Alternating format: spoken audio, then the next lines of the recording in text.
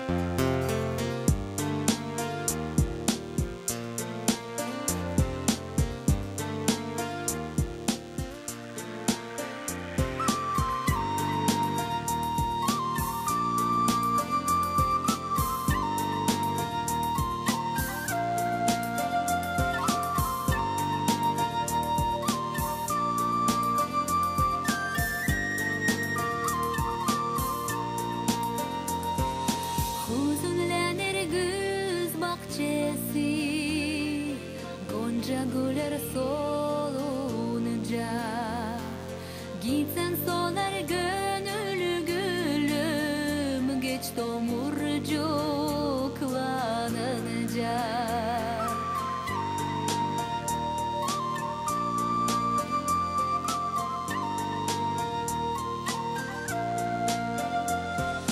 Güneşin tatlı ışınları ısıtamaz yüreğimi.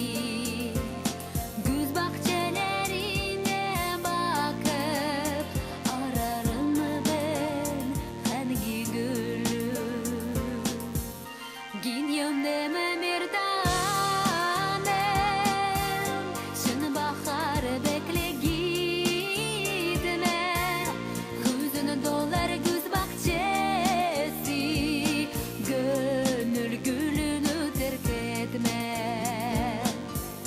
Gidiyorum deme bir tanem, şunu bahar bekle gitme. Hüzün dolar güz bahçesi, gönül gülünü terk etme.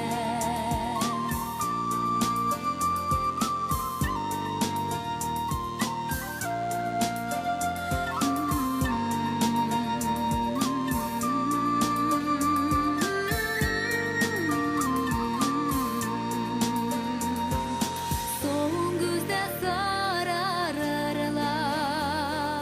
elmaların yaprakları. Gidiyorsan yeşilliken kopar seni kirmaye. Gidiyorum deme bir tanem, şunu bahar bekle gitme. Hüzün dolar güz bahçesi, gönül gülünü terk etme. Gidiyorum deme bir tanem, şunu bahar bekle gitme. Hüzün dolar güz bahçesi, gönül gülünü terk etme. Hüzün dolar güz bahçesi, gönül gülünü terk etme.